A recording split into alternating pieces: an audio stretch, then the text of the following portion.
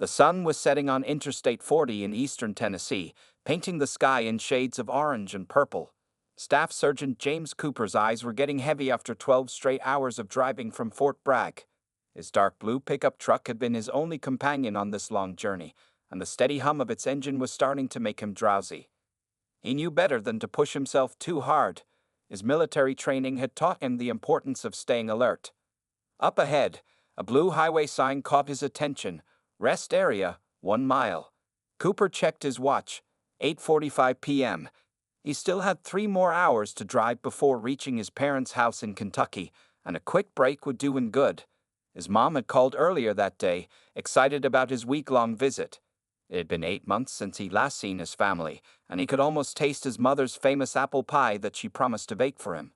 The rest stop appeared around the bend, a small collection of buildings set back from the highway. Cooper guided his truck down the exit ramp, the vehicle's headlights cutting through the growing darkness. The parking lot was mostly empty, which wasn't surprising for this time of night. Near the vending machines, a group of motorcycles stood clustered together, their chrome parts gleaming under the fluorescent lights. Cooper pulled into a spot away from the other vehicles, a habit he'd developed during his military service. It gave him a clear view of his surroundings and multiple exit routes if needed. Not that he was expecting trouble. It was just second nature after 6 years in the service and 2 tours in Afghanistan. Some habits were hard to break, and situational awareness had become as natural as breathing. He stepped out of his truck, stretching his tall frame to work out the stiffness in his muscles. The evening air was cool and crisp, carrying the scent of pine trees from the surrounding forest. Cooper was still in his Army combat uniform, ACU, having left the base directly after his shift ended. The familiar weight of the uniform was comfortable, like a second skin after all these years. His boots crunched on the gravel as he walked toward the rest stop building. The fluorescent lights above buzzed quietly, attracting moths that danced in circles beneath them. Through the windows, he could see the vending machines inside, their lights offering the promise of much-needed coffee and snacks. A quick glance around showed him everything he needed to know about his surroundings. It was something he did automatically now, part of his training that had saved his life more than once overseas. The rest stop had 2 main buildings, one for vending machines and one for restrooms. A few picnic tables were scattered around, their wooden surfaces weathered by sun and rain. The parking lot had 3 entrances, and a security camera was mounted on the corner of the main building.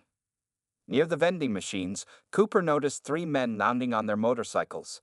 They were big guys, dressed in leather vests covered in patches. Their bikes were custom models, expensive and well-maintained, gleaming under the harsh lighting. One of them, a tall man with a gray-streaked beard, was watching Cooper with unusual interest. Cooper didn't let his gaze linger too long. No need to invite attention. He'd stopped at enough rest areas to know that most people just wanted to take care of their business and move on. In his experience, the best way to avoid trouble was to stay alert but appear casual. Inside his pocket, his phone vibrated. It was another text from his younger sister, Sarah. "How far out are you? Mom's driving me crazy asking every 5 minutes." The message made him smile. Some things never changed. His mom had always been the worrying type, especially since he joined the military. He typed a quick reply, "About 3 hours. Tell Mom to get some sleep. I got my coffee and I'm good to go." After hitting send, he pulled out his wallet, ready to tackle the vending machines. All he needed was a strong coffee and maybe a snack to keep him going for the final stretch of his journey. The rest stop was quiet except for the distant sound of traffic from the interstate and the occasional cry of a night bird. It seemed like a perfectly normal evening, just another quiet stop on a long drive home. Cooper had no way of knowing that in the next few minutes, his training and skills would be put to the test in a way he hadn't expected on American soil.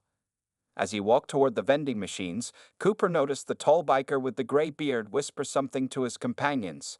Their low laughter carried across the parking lot, but he kept his pace steady and his expression neutral. Years of military service had taught him that sometimes the best response was no response at all. Cooper stood in front of the vending machine, feeding dollar bills into the slot. The machine hummed quietly as it accepted his money, its bright display illuminating his tired face. He could see the reflection of the 3 bikers in the machine's glass front as they moved away from their motorcycles. Something about their body language made the hair on the back of his neck stand up. The tall one with the gray beard, clearly the leader, wore a leather vest covered in patches. One patch caught Cooper's eye. Satin Sturtevant's MC, surrounded by red flames. He'd heard about this motorcycle club during his security briefings at Fort Bragg. They had a reputation for trouble along the interstate highways, especially in Tennessee and Kentucky. Cooper pressed the buttons for black coffee, keeping his movements casual even as his combat-trained senses went on high alert. He could hear the bikers' boots scraping against the concrete floor as they entered the building. The sound reminded him of patrol missions in Afghanistan, the way you could sometimes hear trouble coming before you saw it. Well, what do we have here? The leader's voice was rough, like gravel in a blender. Looks like one of Uncle Sam's toy soldiers decided to grace us with his presence.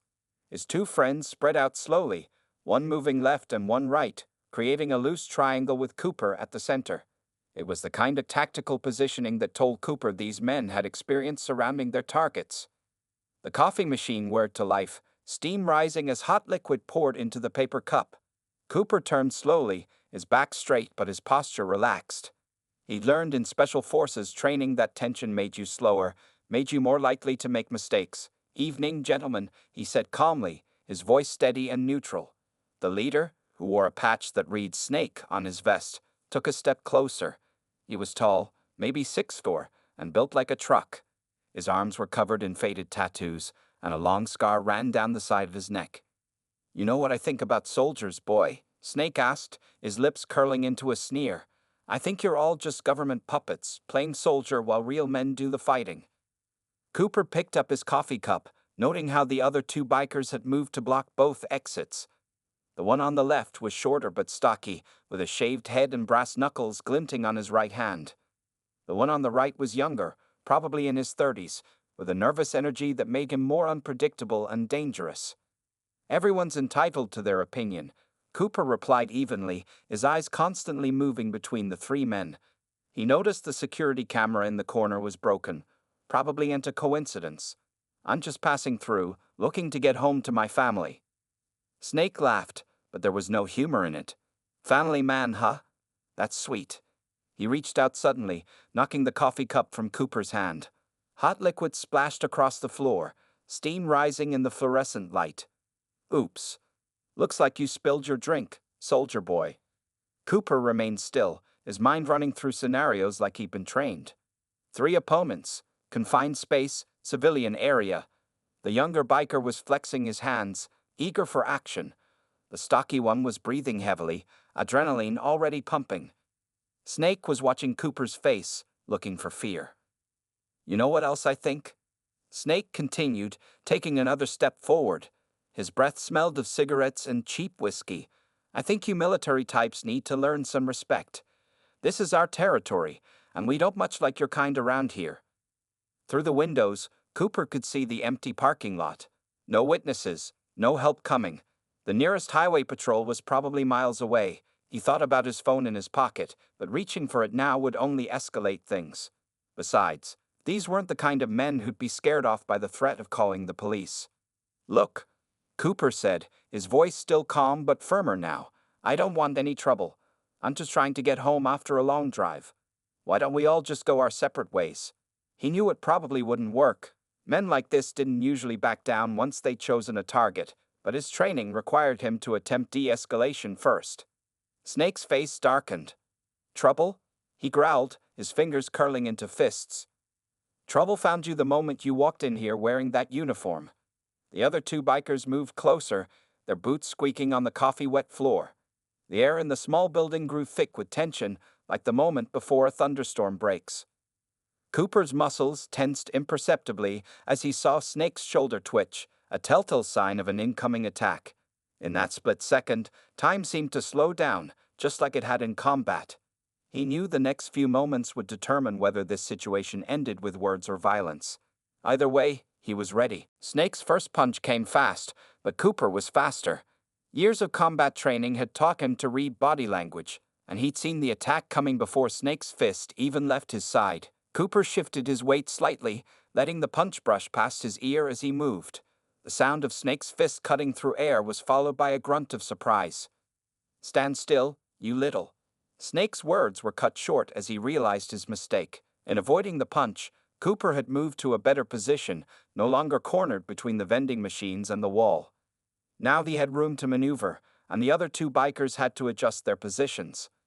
The stocky biker with the brass knuckles moved in next, throwing a wild haymaker aimed at Cooper's head. Cooper blocked it with his forearm, the impact solid but controlled. His muscles, hardened by years of training, absorbed the blow easily. The biker's eyes widened. He wasn't used to people taking his punches so calmly. "Last chance to walk away," Cooper said, his voice steady despite the adrenaline pumping through his system.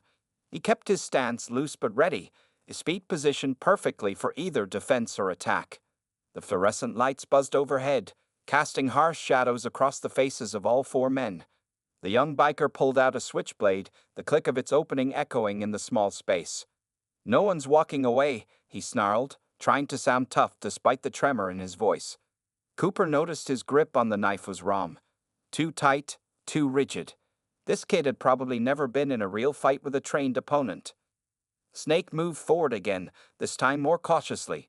"Get him," he barked at his companions. All three men came at Cooper at once, thinking their numbers would overwhelm him. It was a mistake that many of Cooper's opponents had made before, both in training and in real combat situations. Cooper's movements became a blur of practiced efficiency. As the young biker lunged with his knife, Cooper grabbed his wrist, using the attacker's own momentum to slam him into the vending machine. The impact wasn't hard enough to seriously hurt him, but the knife clattered to the floor, sliding under the machine. The stocky biker swung his brass knuckles again, but Cooper had already moved. The punch hit empty air, and the biker's momentum carried him forward. Cooper used this opportunity to deliver a precise strike to the man's solar plexus, not enough to cause lasting damage, but enough to take the fight out of him. The stocky biker doubled over, gasping for air. Snake, seeing his friends handled so easily, reached behind his back. Cooper's trained eye caught the movement. He'd seen enough weapons drawn to know what was coming next.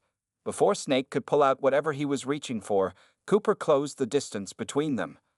"Big mistake, soldier," Snake growled, but his voice betrayed uncertainty. He'd expected an easy target, someone who would crumble under their intimidation. Instead, he found himself facing someone who moved with the calm precision of a trained fighter. Cooper executed a perfect arm lock, using Snake's own weight against him. The big biker found himself suddenly off balance, his arm trapped in a hold that sent shooting pain through his shoulder. It was a control technique Cooper had practiced thousands of times in training, designed to subdue without causing permanent injury. "Easy way or hard way," Cooper said quietly, maintaining the hold with minimal effort.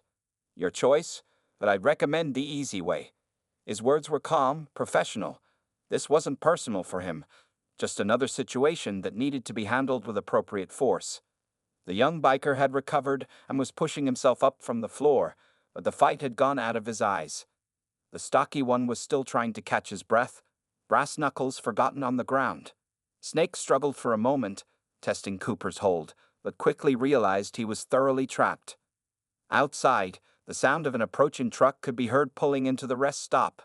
Headlights swept across the windows, illuminating the scene inside. The young biker looked nervously at the entrance, then at his fallen knife under the vending machine. Okay, Snake finally said, his voice strained from the hold. "We give up. Let go, man." The fear in his voice was real now. He'd finally understood that he'd picked a fight with the wrong person. His earlier bravado had evaporated, replaced by the desperate need to escape this situation he'd created. Cooper maintained the hold for a moment longer, making sure Snake's surrender was genuine. He could feel the man's pulse racing through the hold, could sense the fight draining out of him. Years of experience had taught Cooper to trust his instincts in these situations, and right now his instincts were telling him that the immediate danger had passed. The truck that pulled into the rest stop belonged to an older couple, who quickly noticed the scene through the windows. The husband was already reaching for his phone to call 911, but Cooper gave him a calm nod through the window, showing that he had the situation under control. The couple stayed in their truck, watching carefully, ready to call for help if needed. "Here's what's going to happen," Cooper said, his voice level and professional as he maintained the hold on Snake. "I'm going to let you go, and you're going to sit down on the floor with your hands where I can see them. Your friends too. Then we're going to wait for the state police to sort this out. He spoke with the same calm authority he used when giving orders during his military operations. Snake's face reddened with anger and embarrassment. "You can't." He started to protest, but Cooper applied slightly more pressure to the hold, making Snake grunt in discomfort. "I can and I will," Cooper replied firmly. "You brought weapons to what you thought would be an easy fight. That makes this assault with a deadly weapon. Your choice now is whether you want to add resisting arrest to the charges." His years of working with military police had taught him the exact legal terms he needed. The stocky biker had finally caught his breath and was looking at his brass knuckles on the floor. Cooper noticed the movement. "Don't even think about it," he warned. "Those are illegal in Tennessee, either way. Class a misdemeanor." The biker's shoulders slumped in defeat. The young one, still shaken from his impact with the vending machine, was the first to comply. He sat down on the floor, hands raised slightly. "Snake, man, he's right. This ain't worth it," he said, his tough guy act completely gone now. Fear had replaced the earlier bravado in his voice. Slowly, carefully, Cooper released his hold on Snake. The big biker stumbled forward a few steps, rubbing his shoulder. For a moment, everyone in the room held their breath, wondering if Snake would try to fight again. But the fight had gone out of him. With a curse, he sat down next to his young companion. The stocky biker was the last to comply, but seeing both his friends on the floor, he finally gave in and joined them. Cooper maintained a safe distance, positioning himself where he could watch all three men in the entrance at the same time. His combat training had taught him never to let his guard down until the situation was completely resolved. Through the windows, Cooper could see the older couple still in their truck, the husband talking on his phone, probably to the police. More vehicles were pulling into the rest stop now, curious travelers slowing down as they noticed the scene inside the building. Some took out their phones to record what was happening. "You know what your problem was?" Cooper said, breaking the tense silence. "You thought the uniform made me weak. Thought I was just some tired soldier you could push around." He kept his voice conversational, not mocking. "But this uniform means I've spent years learning how to handle situations exactly like this one." Snake spat on the floor but didn't respond. The young biker was looking increasingly nervous as more people gathered outside. The stocky one just stared at his brass knuckles, still lying out of reach on the floor. In the distance, the sound of sirens could be heard growing louder. Cooper allowed himself a small smile. The Tennessee State Police were known for their quick response times along the interstate. He worked with them during joint training exercises at Fort Bragg, and he knew they'd handle this situation professionally. "Here's some free advice," Cooper continued, noticing how the young biker seemed to be actually listening. "Next time you see someone in uniform, remember, they're trained to run toward danger, not away from it. We don't look for trouble, but we're ready for it. Always." The sirens were very close now, and red and blue lights began flashing across the windows. Cooper could see 2 state police cruisers pulling into the parking lot, followed by a third. The officers would be well trained, but Cooper knew he needed to be careful in these next few moments. He slowly reached for his military ID, keeping it visible to avoid any confusion when the officers entered. "Evening, officers," he called out as the first 2 policemen entered, weapons drawn. "Staff Sergeant James Cooper, U.S. Army Special Forces. Situation is under control, 3 suspects detained. Watch out for a knife under the vending machine and brass knuckles on the floor by the wall." His military training took over, delivering a precise situation report in clear, professional terms. The Tennessee State Police officers moved into the rest stop building with practiced efficiency. The first officer, a veteran named Sergeant Miller according to his nameplate, kept his weapon trained on the 3 bikers while his partner secured the scene. 2 more officers entered through the back entrance, quickly retrieving the knife from under the vending machine and the brass knuckles from the floor. "Stand up slowly, one at a time," Sergeant Miller commanded the bikers. "Keep your hands where we can see them." His voice carried the kind of authority that came from years of experience handling similar situations. The young biker went first, trembling slightly as an officer patted him down and secured his hands behind his back with handcuffs. Cooper stood to the side, his military ID still visible in his hand. A female officer, Deputy Sarah Thompson, approached him to take his statement. "Walk me through what happened here, Staff Sergeant," she said, pulling out her notepad. Her eyes were alert and professional, scanning between Cooper and the ongoing arrests. I stopped for coffee on my drive home from Fort Bragg. Cooper explained, keeping his voice clear and his story precise. These three gentlemen decided to start trouble. The tall one, who they call Snake, threw the first punch. The young one pulled a switchblade, and the other had brass knuckles. I subdued them using standard military hand-to-hand combat techniques, no excessive force used. As Cooper spoke, Snake was being handcuffed and hauled to his feet. "He's lying," Snake shouted, trying to turn around. "We were just talking, and he attacked us." The officer handling him tightened his grip, keeping Snake facing forward. "Really?" Deputy Thompson replied calmly, pointing to the security camera in the corner. "Because even though that camera's broken, the one outside works just fine. We'll have plenty of footage to review." Snake's face fell as he realized his mistake. The rest stop's outdoor cameras had captured everything through the windows. The stocky biker was the last to be cuffed. As the officers searched him, they found more illegal items in his pockets, a set of stolen credit cards and a small bag of suspicious white powder. Well, Sergeant Miller said, holding up the evidence in a clear bag. "Looks like we got some extra charges to add here." More police cars had arrived outside, their lights painting the rest stop in alternating red and blue. The older couple who had first noticed the situation were giving their witness statements to another officer. The husband pointed at Cooper and said something that made the officer nod appreciatively. "Staff Sergeant Cooper," Deputy Thompson said, looking up from her notepad. "We're going to need you to come down to the station to file a formal statement. But before that..." She paused, a slight smile crossing her face.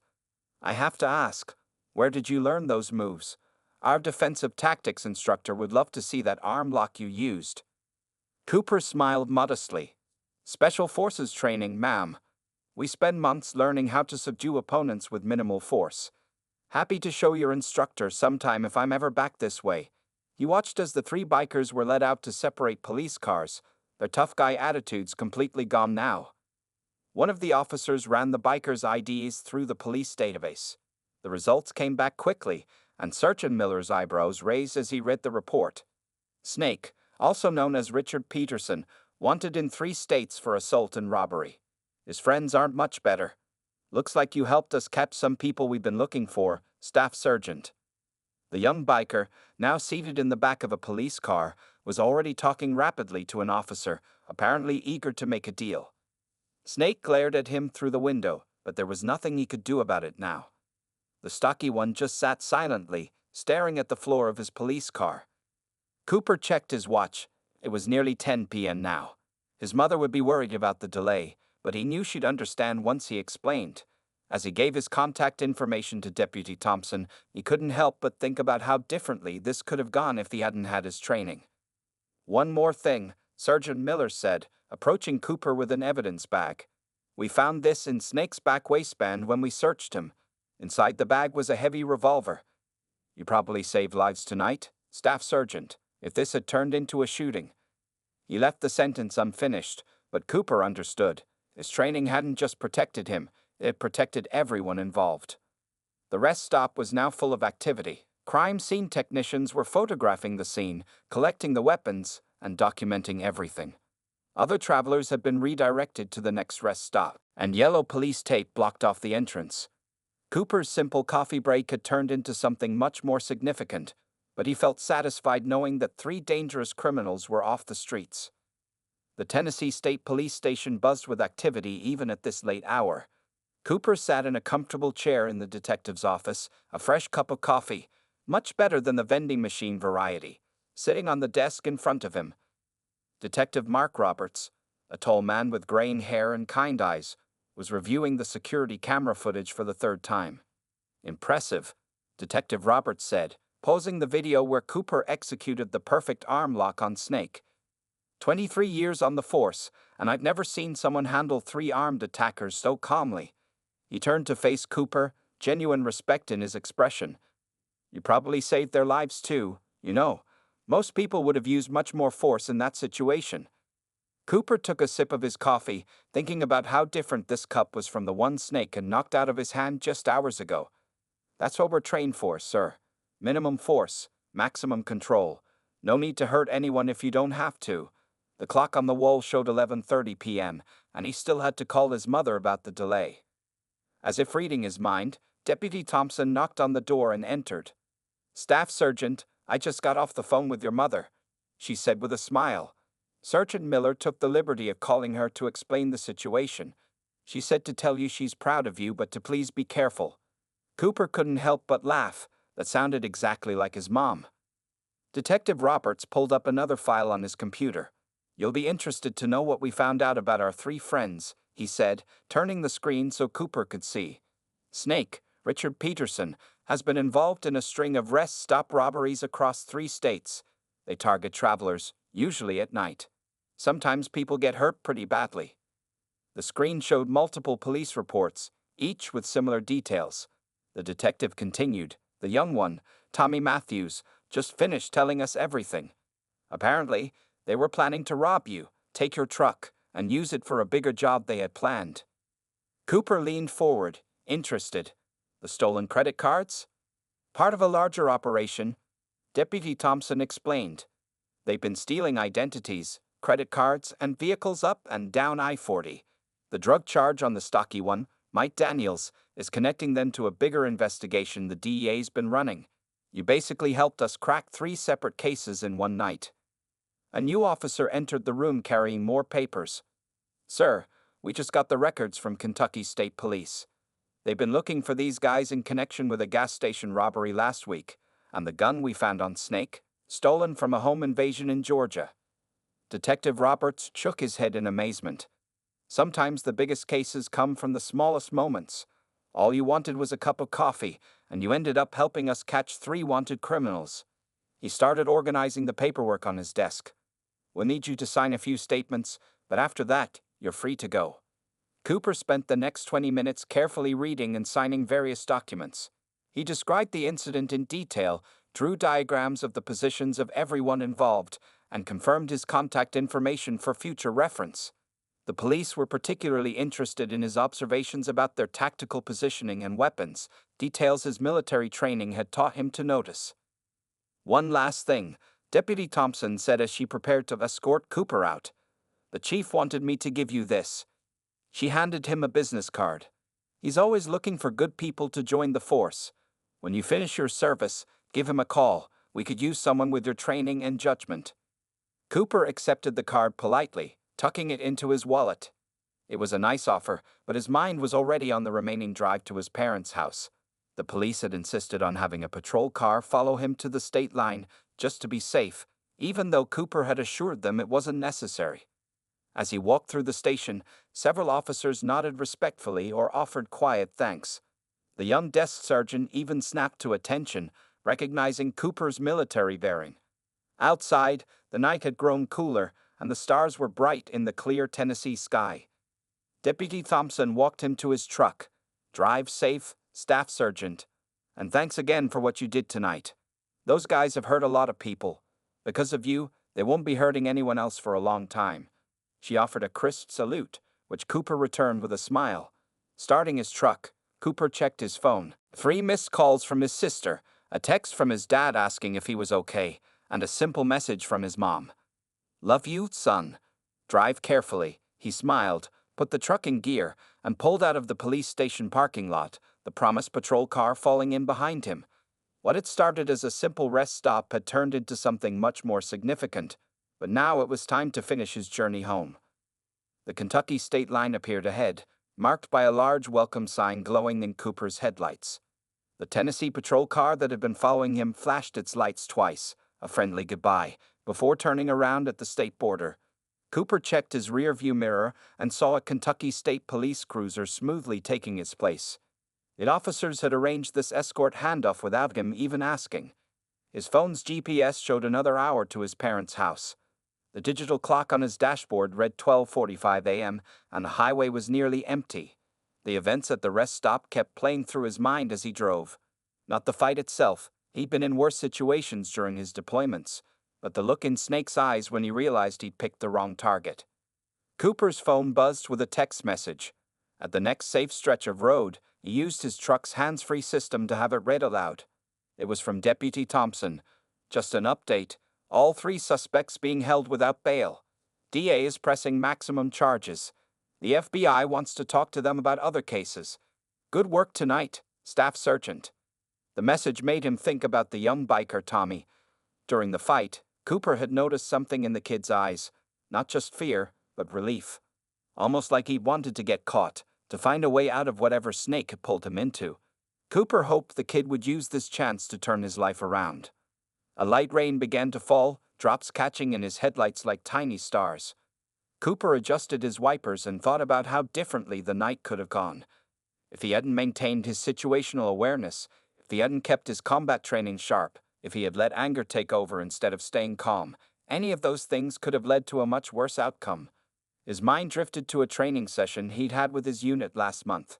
Their instructor had emphasized that the most important weapon wasn't their firearms or their fists, it was their mind. A clear head and proper training will keep you alive more than anything else, the instructor had said. Tonight had proved that point perfectly. The rain grew heavier, creating a soothing rhythm on the truck's roof. Cooper thought about the gun they'd found on Snake. In all his military experience, he'd learned that the most dangerous moments were often the ones that seemed ordinary at first. A routine patrol in Afghanistan, a simple coffee stop in Tennessee. Danger didn't always announce itself with sirens and flashing lights. His phone rang through the truck's speakers. "Hey, Squirt," he answered, recognizing his sister's number. "Don't squirt me, James Cooper." Sarah's voice was a mixture of worry and relief. "Mom told me what happened. Are you really okay? Did you really fight 3 bikers? Was it like your training? Did they?" "Slow down, Sarah." Cooper chuckled, his sister's rapid-fire questions reminding him of when they were kids. "I'm fine. Everything worked out exactly like we trained for. Actually, it was a lot like that time I had to save you from Tommy Burke in 6th grade." Sarah groaned. "That kid who kept pulling my pigtails? You didn't even fight him. You just stood there and stared until he ran away." "Exactly," Cooper replied. "Sometimes the best way to handle a fight is to show people you're ready for one."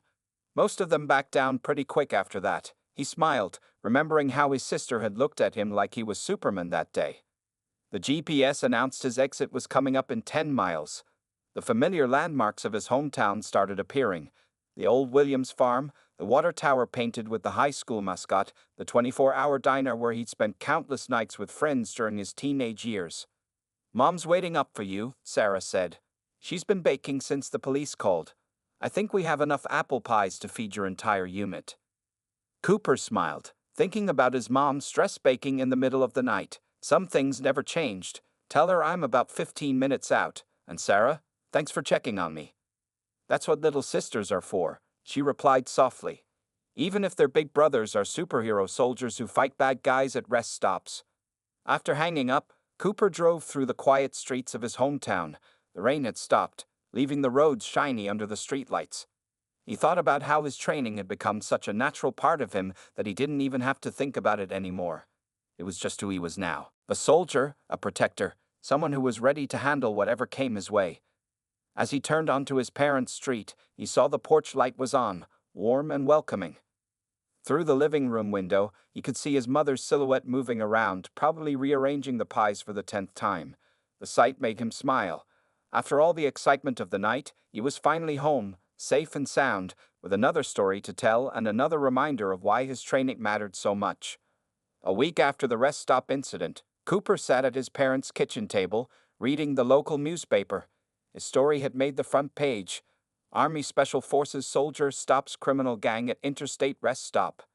The article was surrounded by photos from the security cameras, showing the confrontation in grainy but clear detail. "Third time you've read that article today," his mother said, placing a fresh cup of coffee in front of him.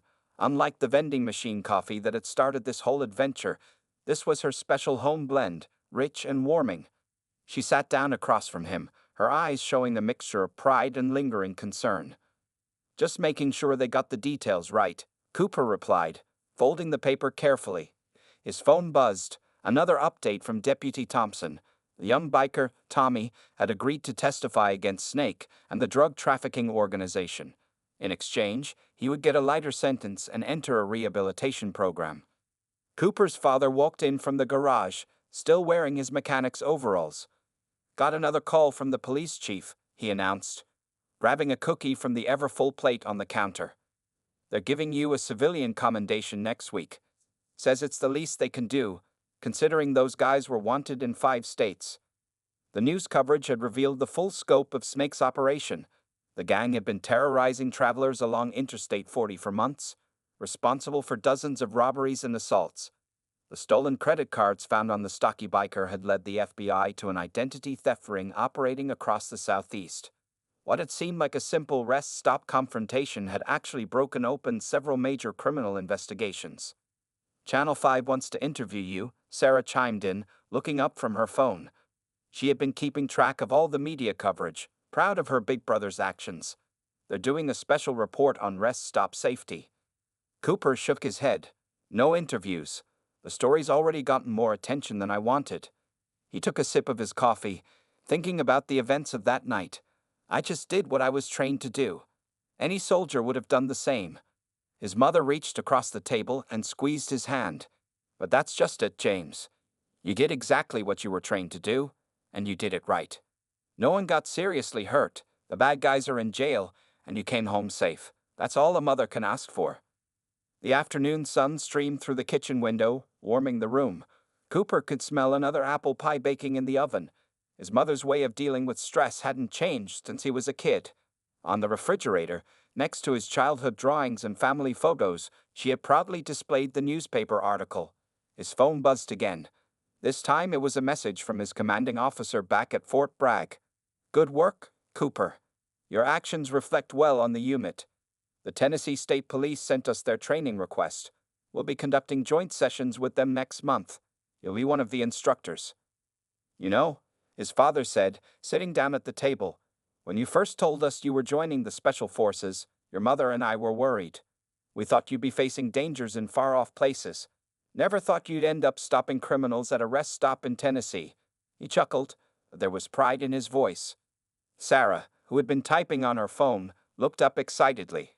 "The video from the outdoor security camera has gone viral. People are calling you the Soldier Guardian. There are even memes."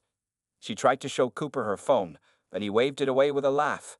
"The only thing that matters," Cooper said, standing up to check on his mother's pie, "is that those guys won't be hurting anyone else. And maybe some other criminals will think twice before targeting someone in uniform." The scent of cinnamon and apples filled the kitchen as he opened the oven door. Later that evening, as Cooper sat on the front porch watching the sunset, he reflected on how his military training had become such a natural part of who he was. It wasn't just about fighting or self-defense. It was about staying calm under pressure, protecting others, and using just enough force to control a situation without causing unnecessary harm. A police car drove by slowly, the officer giving a friendly wave which Cooper returned. His week of leave was almost over, and soon he'd be heading back to Fort Bragg. But he'd be taking with him a reminder that the skills he'd learned in the military weren't just for the battlefield. They were tools that could help protect and serve people anywhere, even at a quiet rest stop on Interstate 40. As the stars began to appear in the darkening sky, Cooper smiled, thinking about how a simple coffee stop had turned into something so significant. In the end, it wasn't about being a hero or getting recognition. It was about being prepared, staying professional, and doing the right thing when the moment called for it. That's what being a soldier meant to him, whether he was overseas or right here at home.